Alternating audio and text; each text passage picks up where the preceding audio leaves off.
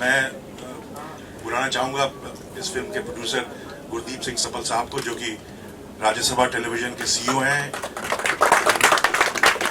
He is also the OSD to the Vice President of India. और मैं बुलाना चाहूँगा मोहित मारवा। उन्होंने प्रेम सहगल का किरदार निभाया। ये फिल्म जो INA ट्रायल्स पे है, इसमें आज़ाद हिंद फौज के 3 अफसरों पे, गुरबख्श ढिल्लों, प्रेम सहगल और शाहनवाज खान पे ये ट्रायल लगा था। तो हमारे दोनों जो बाकी कुणाल कपूर और अमित साध हैं, वो इस वक्त इंग्लैंड में हैं। आज हमारे जो ट्रेलर लॉन्च था, तो हमारे उनके साथ एक डायरेक्ट लंदन से लिंक करके हमने वो इंटरव्यू किया दिल्ली में। और मोहित जो है प्रेम सहगल का किरदार निभा रहे हैं। केनी को मैं बुलाना चाहूँगा। इन्होंने नेताजी सुभाष चंद्र बोस का रोल निभाया और बाकी तो लोग हैं नहीं, तो हम ही लोग हैं। हम ही लोग से आप लोग जो भी सवाल करें। ऑडियो बढ़ाना चाहिए। ऑडियो एक मिनट, थोड़ा ऑडियो बढ़ा देना प्लीज। गुरदीप जी, पहले तो कॉन्ग्रेचुलेसन, एंड तिग्मांशु जी आपको भी कॉन्ग्रेचुलेसन, क्योंकि पार्लियामेंट में जैसा कि तिग्मांशु जी ने बताया कि ऑडियो वन सेकेंड ऑडियो अच्छे से जाने।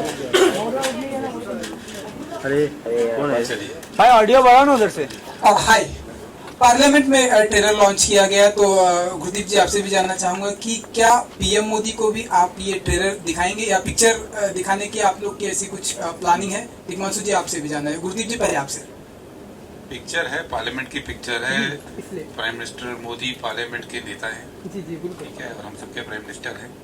तो इसका जो एक हम लोग कोशिश कर रहे हैं, और मुझे पूरी उम्मीद है कि होगा कि राष्ट्रपति भवन में इसका प्रीमियर होगा। उसमें सब लोग इन्वाइटेड होंगे। पर प्राइम मिनिस्टर का ये रहता है कि उनको 2.5 घंटे अगर हम रोक के रखेंगे देश के प्राइम मिनिस्टर को, तो देश के लिए ठीक नहीं होता है। हाँ, एक्सेप्ट जरूर हम उनको दिखाएंगे इसलिए। तिग्मांशु जी, आप चाहेंगे कि ऐसा हो? बिल्कुल, जरूर चाहूँगा कि ऐसा हो। और गुरदीप जी पूरी कोशिश कर रहे हैं कि जो हमारे जो जाते हुए प्रेसिडेंट है प्रणब मुखर्जी साहब, और जो भी आने वाला है, इस वक्त पता नहीं कौन आने वाला है, तो जो जाते हुए प्रेसिडेंट होंगे और जो आने वाले प्रेसिडेंट होंगे, उन दोनों के लिए एक ये इनका लास्ट ऑफिशियल एक प्रोग्राम होगा और उनका फर्स्ट ऑफिशियल प्रोग्राम होगा। ये कोशिश हम कर रहे हैं। तिग्मांशु जी, 3 फिल्में बैक टू बैक, 31 अक्टूबर, फिर हिंदू सरकार, फिर राज देश। क्या एंटी कांग्रेस सरकार, कांग्रेस की सरकार इस समय नहीं है सत्ता में, तो क्या एंटी कांग्रेस फिल्में बनने का एक चलन सा शुरू हो गया, या वास्तव में आप लोग कुछ दिखाना चाहते हैं देश को? देखिए, मैं औरों की फिल्म के बारे में कुछ टिप्पणी करूं, ये ठीक नहीं होगा। मैं सिर्फ अपनी फिल्म के बारे में बात करना चाहूँगा। ये फिल्म जो है, आई एम सॉरी, इस पिक्चर में कोई कंट्रोवर्सी हो नहीं पाएगी। तो इसके लिए मैं माफी चाहता हूँ, मैं हो नहीं पाएगी। तो क्योंकि जब ये हो रहा था देश में, जब तीनों को फांसी की सजा सुनाने की बात चल रही थी, तीनों को मार दिया जाएगा, और अंग्रेजों ने गलती की कि एक हिंदू, एक सिख और एक मुसलमान, तीनों को ट्रायल पे रखा, वरना पूरा देश कटघरे में खड़ा कर दिया उन्होंने।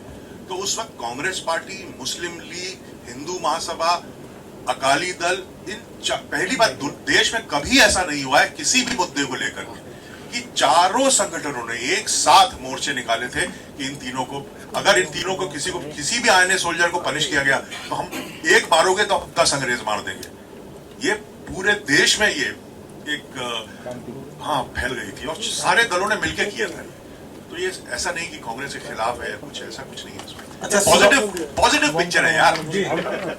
अच्छा, सुभाष चंद्र बोस जी जिस तरह से विलुप्त हुए, वो भी चीज दिखाई जाएगी फिल्म में? वो हमारा इंटरेस्ट वाला एरिया नहीं था। फिल्म गुरदीप ने, राज्यसभा जी ने हमको जो उन्होंने कमीशन की थी, उसमें ये सिर्फ INA के बारे में, सुभाष चंद्र बोस के बारे में और इन ट्रायल के बारे में था। क्योंकि देखिए, नेताजी की बेटी ने भी खुद कहा कि आप मेरे फादर के बारे में ये सब सोचना छोड़ दो कि वो थे, नहीं थे, गुमशुदा थे, कहाँ थे। उन्होंने जो किया है उसके बारे में तो किसी को कुछ पता नहीं है। तो ये कोशिश वो है कि नेताजी सुभाष चंद्र बोस ने असल में किया क्या था, जिसके बारे में नहीं पता है लोगों को। बहुत सारी चीजें हैं जो हिस्ट्री में लिखी नहीं गई हैं, जैसे कि वो आपस में बात कैसे करते थे, उनके दोस्तानी संबंध कैसे थे, तो इन चीजों को आपने अपनी सिनेमैटिक आजादी दी होगी उस तरीके से। थोड़ा सा बताइए कि इसमें नेहरू भी हैं। नेहरू और बोस का कन्वर्सेशन जो है वो किस तरीके से आपने बिल्ड किया क्या? अच्छा सवाल है। क्या इस पिक्चर में रिसर्च, सभी बोलते हैं हमने बहुत रिसर्च की, लेकिन हमने की तो क्या था कि एक तो रिसर्च मटेरियल बहुत अवेलेबल है, बहुत रीसेंट हिस्ट्री है। ये तो नहीं कि हम अकबर और उनके बारे में, बहुत ही रीसेंट है, 1942-45 वाला पीरियड है ये, तो बहुत कुछ अवेलेबल है नेट में, बहुत सारी किताबें हैं, आईएनए के कई लोग जिंदा हैं।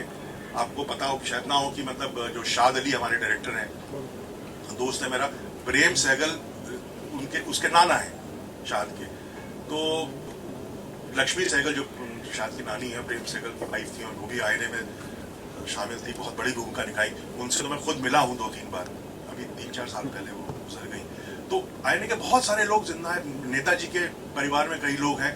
तो एक तो अगर आपके पास बहुत ज्यादा रिसर्च मटेरियल अवेलेबल होता है रिसर्च करने को, तो टाइम ज्यादा लगता है। जैसे पान सिंह तोमर मैंने की, तो बहुत ज्यादा रिसर्च मटेरियल था ही नहीं, कुछ भी नहीं लिखा था उसमें, कोई किताब में कुछ था नहीं, तो जल्दी भी हो गया।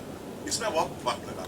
दूसरी बात यह है कि जब 42 और 45 के बीच में आप बोल रहे हैं कॉन्वर्सेशन बिटवीन नेताजी और सुभाष चंद्र बोस, वो था नहीं, क्योंकि 1942 में क्विट इंडिया मूवमेंट जब यहाँ पे आजाद मैदान मुंबई से गांधी जी ने जब करो या मरो का नारा लगाया और क्विट इंडिया मूवमेंट शुरू हुआ, तो देश में सारे नेता, छोटे बड़े, मेरे दादाजी खुद, मेहरादुल धुली उनका नाम है, वो सबको 6 साल का रिगरस इम्प्रिजनमेंट उनको दिया गया। तो बिटवीन 42 to 45 सारे नेता, मतलब गांधी जी, नेहरू जी, मौलाना आजाद, आचार्य कृपलानी, सब जेल में थे, और नेताजी हिंदुस्तान में थे नहीं उस वक्त। तो उन दोनों का कोई कॉन्वर्सेशन की पॉसिबिलिटी थी नहीं, और देश में सेंसरशिप लगाने की थी अंग्रेजों ने, अखबारों में कुछ छप ही नहीं रहा था।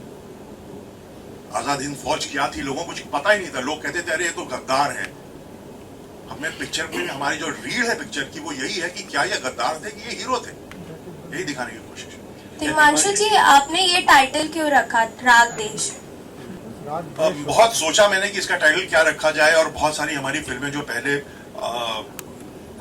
वॉर के ऊपर फिल्में बनी है, ललकार, हकीकत, इस किस्म की फिल्में, तो अभी अगर आप खुद सोचेगा पिक्चर का ललकार होता, आपको लगता है कितना पुराना जैसा टाइटल रखता है। तो बहुत सोचा, बड़ी अपने मशक्कत की इसके ऊपर, फिर ये लगा कि मैंने कहा राग देश, एक तो जैसे राग होते हैं हमारे इंडियन क्लासिकल म्यूजिक में, भैरवी है, शिवरंजनी है, तमाम राग है, वैसे एक देश राग भी है, ठीक है।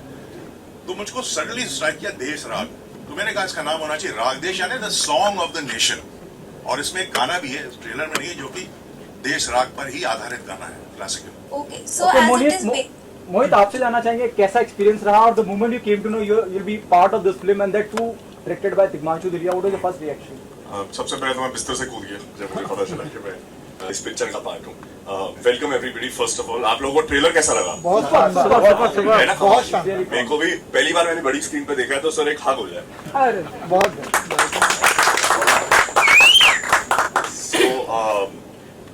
मेरे लिए ये बहुत अच्छा लर्निंग एक्सपीरियंस था, और मैं ये भी किसी को बात पहले बता रहा था कि लर्निंग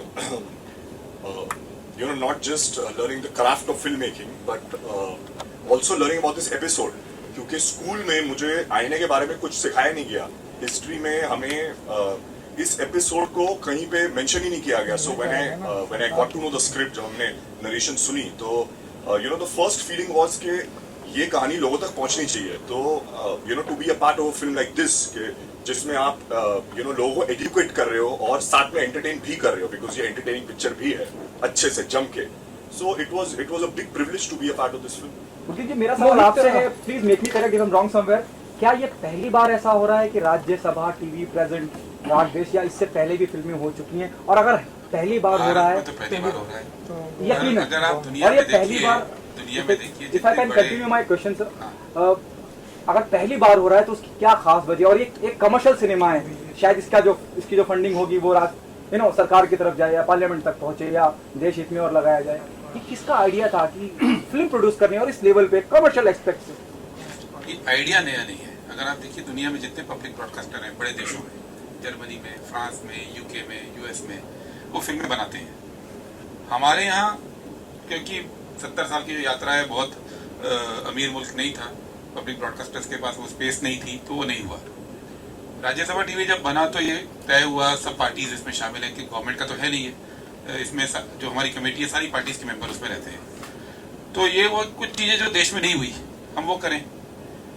और अब जो कमेटी में हमारा एक्चुअल में डिस्कशन हुआ था ये कि फिल्मों का रोल क्या है इस देश में। उसमें सीताराम येचुरी थे, उस समय राजीव शुक्ला थे, जावेद अख्तर थे, श्याम बेनेगल थे, मंगेकर थे, सतीश चंद्र मिश्रा थे, चंदन मित्रा थे, ये सब लोग उस कमेटी के मेंबर थे।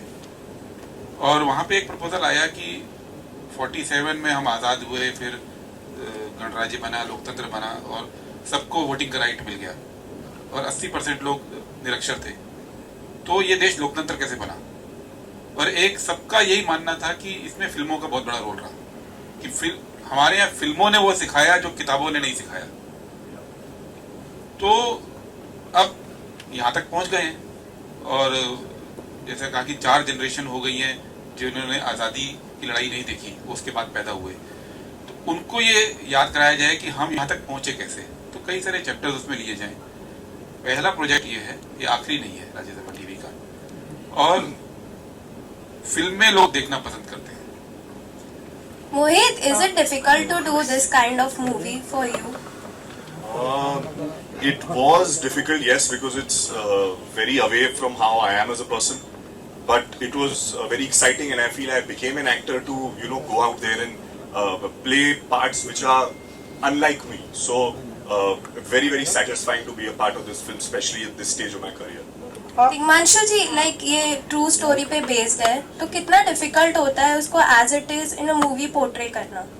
हाँ, होता है, डिफिकल्ट होता है। अगर आपको ऑलरेडी एक ऐसी कहानी दी गई हो, कहानी आपको मिल जाए, हम कमरे में बंद करके अपनी कोई भी राइटर फिल्म लिख सकता है, उसके dramatic point, plot point, interval point क्या होगा सब सोच सकता है। पर अगर आपको ऑलरेडी कहानी दी गई हो इतिहास की, उसको आपको एक स्ट्रक्चर में, फिल्म के स्क्रिप्ट के स्ट्रक्चर में ढालना है, मुश्किल तो होता है। और तब और मुश्किल होता है जब आप उसके साथ छेड़छाड़ करने की आपको इजाजत ना हो और आप करना भी ना चाहें। और क्योंकि बहुत, जैसे मैंने कहा, बहुत रीसेंट हिस्ट्री है, इसके बारे में अगर मैंने जरा भी कुछ करूंगा तो एक तो मैं करूंगा नहीं, क्योंकि मैं तो हिस्ट्री का स्टूडेंट हूँ, मैं हिस्ट्री में से मुझे बहुत प्यार है, तो उस तरह की लिबर्टी मैंने जरा भी नहीं ली है। हर सीन फिल्म का कहीं ना कहीं किसी न किसी किताब में डॉक्यूमेंटेड, कोई उंगली नहीं उठा सकता इस पिक्चर में। हिमांशु जी, यहाँ पे इस फिल्म के लिए क्या आपको राज्यसभा में अपना स्क्रिप्ट सबमिट करनी पड़ी थी? और दूसरा सवाल कि उन्होंने किस किस तरह की सहायताएं आपको दी इस फिल्म के निर्माण में? हाँ, स्क्रिप्ट तो गुरदीप, ये मेरे और गुरदीप जी ने हम मिलकर हमने बनाई है। ऐसा नहीं मुझे राज्यसभा की किसी कमेटी को देनी पड़ी होगी, मैंने गुरदीप को ही मेल की, इन्होंने ही पढ़ी, इनको जो बोलना था उन्होंने बोला, हमने उन चीज़ों को इनकॉर्पोरेट किया और पिक्चर बनी। और राज्यसभा ने हमको फंड किया, लाइन प्रोड्यूस मैंने की, मेरी कंपनी ने की थी, हिमांशु फिल्म्स ने। और सहायता उस तरह की है जैसे हमने रेड फोर्ट में शूटिंग की। अब रेड फोर्ट में शूटिंग मिल जाती है, लेकिन हमको आसानी से मिल गई। हमने राष्ट्रपति भवन में शूटिंग की, गांधी पिक्चर को परमिशन नहीं मिली थी रिचर्ड एटनबरो के राष्ट्रपति भवन में शूटिंग करने के लिए, उन्होंने हैदराबाद हाउस में उनको शूटिंग करनी पड़ी थी, हमने राष्ट्रपति भवन में शूटिंग की। तो ये हमारे लिए आसान हो गया बिकॉज हमको राज्यसभा की बैकिंग थी।